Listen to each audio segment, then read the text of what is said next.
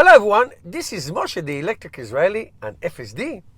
If you're new, please subscribe and help me change the world one electric car at a time. Thank you to all my supporters. If you're in the market to buy a Tesla car, please use my referral code. And this video, as always, is sponsored by EVBase.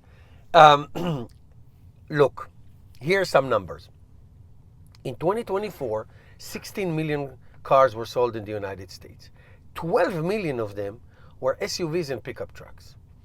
Out of the 12, between 2.5 to 3 million were pickup trucks. In other words, SUVs and pickup trucks is a great, it's like the most popular segment. Everywhere you're going, if you travel in the United States, every second car is a truck or SUV or pickup truck and all that stuff. This is what Americans like. This is what Americans do. However, this great, tremendous segment is really a low-hanging fruit for electric cars. I mean, look at the success of electric cars. If they're affordable, people love electric. You buy electric car, you don't want to go back. China, many places around the United States, Teslas and all that stuff. If it's affordable and it has good range, people love it. I would never buy a gasoline car. So a pickup truck or an or SUV will be a great segment. So way back when, in 2019, as you all remember, Tesla introduced the Cybertruck. And the promise was great, 40,000 or 50,000 or 70,000, 800 miles or 500 miles or 300 miles plus and all that. And the pre-orders were tremendous, 2 million almost. However, it is a flop totally and completely. Now here's what I want to do. I want to show you the pickup trucks. We're going to focus on pickups. Pickup trucks sold in the United States right now. Now, before I do that, there is one big threshold. It's called the $50,000 threshold. Average price for American car is $50,000. Anything above it, it becomes a niche. People buy Porsches for $120,000, but not too many. People buy Model S and Model X for $80,000, $100,000, but very few. Okay, over the year, every year, it's a niche. Model Y and Model 3, which lower than 50,000, it's the best-selling car in the world. Okay, now in America, I think there's only one car that is below 20,000. The Mitsubishi Mirage, I believe, yes. And there's a few above between 20 and 30, and most to 30, 40 to 50. That's it. So if you want to compete in the SUV and or the pickup truck, which is the most popular segment in the United States, you have to have something that is 50,000 or below and good range, good payload, good towing, and good real world range with towing and all that. If it's not, and the numbers don't lie, it's not going to sell. So let's take a look at one of my favorite trucks ever, and that is the Rivian. I love Rivian. I really love this car, love the company, love their attitude, love everything. Okay, and it's wonderful and it's really nice and it's outdoors and the CEO is awesome. But if I want to buy a Rivian pickup truck, look what I get: 70,000, 71,000 for 270 miles, 78,000 for 329 miles. That's good. Or you can have an extended battery for 420 for a hefty price.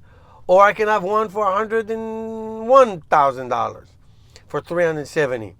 Okay, it's very nice that it goes 0 to 60 for 2.9, but I'm not paying over $100,000 for that. And of course, 115, almost 116,000 for the RIT quad with the 4 motors. In other words, if I want to get in, just getting in, get me into the door, I have to pay this much money, $70,000 plus. And then people wonder why nobody buys these cars, even though it's a wonderful car. Here's the Hummer EV. First of all, it's ugly. Second of all, it's a gasoline car that got a lot of batteries shoved into its butt. Okay, and look at the price: 99,000, 107,000, 316 miles, 363 miles. That's great, but who's going to pay this? Some people, a few people. I see them around. Let's move on. Here's the Ford F-150, the most popular Ford of all time. They sell more Ford F-150 gasoline than anything else. The starting price here is $54,780. That's not bad. So you can get in. You can get in. Not a lot of, but you can get in. Then it goes worse and worse. 63,000, 69,000, 76,000, 80, almost 85,000. Okay, so they sell, not too bad, but not nearly as their gasoline version. Here's our friend, the Cybertruck, the long range, 354 miles, not bad at all. Payload, acceptable. 62,490 for the next month and change. Then it's going to go to 70 because of the tax incentive. Then you have this one, 72,450, going to go 80, and here's your 100,000 one. Okay, so really, and then you wonder why they sell so few of them. Really, several thousands a year. That's it. Even though they have a capacity for 125,000 and the whole million, and I'm one of them. Pre-orders. Nobody. Materials. It's too freaking expensive. Beside what was promised and what was it. Then come these next two amazing companies. They're not selling anything yet, but they are in development. The TELO truck, and this is a sub 50,000, a little bit more than 40,000. And what they say, we're going to make a city-like a pickup truck for everyday Joe, give you all you need, very cute design, very acceptable range. Actually, it's more than acceptable. They have a big battery. This car, I think it can get to like 400 miles. Okay, the price is still sub for 50,000, but the specs are not like Ford F-150, the biggest version. Okay, it's what you need. You want to go camping, you want to go skiing, you want to go surfing, for the everyday, adventure person. And they even give you a comparison. Here's how it looks like versus the Toyota. Same size like the Mini and smaller than the Ford. Okay? Here's the height, the width, the length, 500 horsepower, more than enough 350 miles. Fantastic. It's versatile. It can be, you don't need leather seat, you don't need the top tech, you don't need any of this. It's a truck. Good old-fashioned truck. Then comes Slate. Slate is amazing. This is amazing. Said, okay, look, I'm going to show you something. My truck is basically this, let's say, with no paint. It's just a composite. You can add whatever. You can make it this. You can make it this. You can make it this way. You can make it this way, this way, this way. Whatever you want, you can make it however you like. I'm making it with like one generic color, which is not a paint, just composite. And then you can add whatever you want, and we will sell you all these ads. This addition. So I'm making this way. Okay, it's gonna have between 150 to 200 and something miles, really for the city. That's all you need. We're going to sell you all these components, and you can make it an SUV, and you can make it keep it as a pickup truck, and you can add a big screen if you'd like. We have crank window, no electric window, no automatic windows.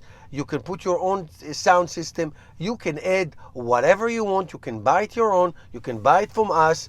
You can do whatever it is that you want to do. No problem whatsoever. And we're going to sell it for you for less than $30,000. Less than $30,000. It will use the NACS system for charging, so you can charge in the supercharger, and it is absolutely fantastic. So what I'm saying is, it is possible that these two companies, the Slate and the Telo, find this niche. Listen, I'll buy this one. I want to run around. I like to carry stuff. I like to go to Home Depot. I don't want a $100,000 truck. I don't want a $70,000 truck. I can buy a Telo, or I can buy a Slate just for runarounds.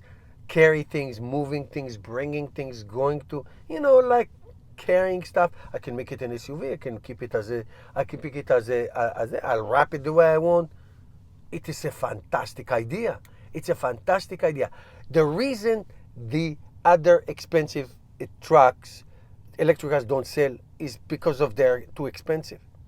Once you go above that, once you go $60,000, $70,000, $80,000 and you don't have the same performance, payload, and towing like the gasoline equivalent, and if you do that, you lose half of your range. You don't have too much. It's like don't buy a cow because you need a glass of milk. That's what I'm saying. It's very interesting. Thank you guys for watching, and here's a word from my sponsor.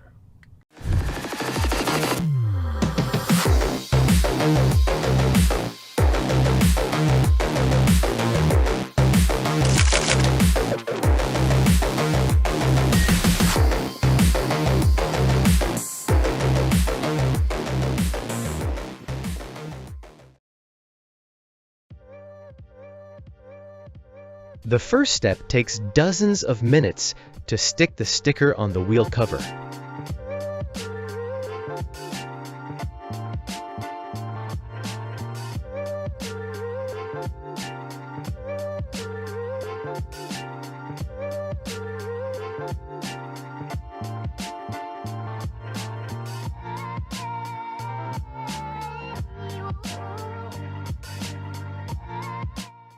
Remove the original wheel hub cover.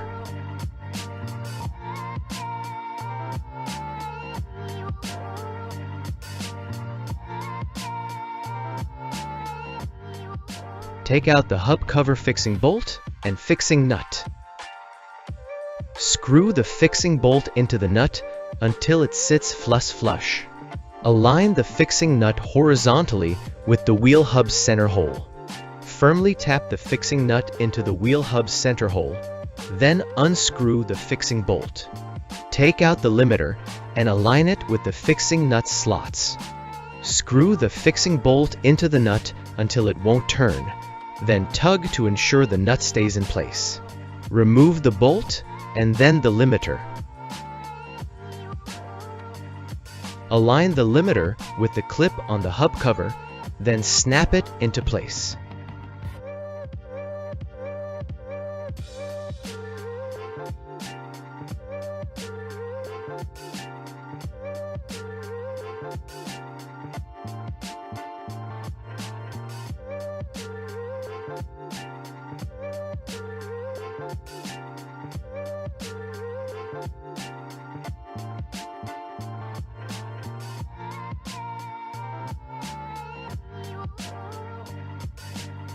And attach the wheel edge protective film to the adhesive strip on the back of the cover.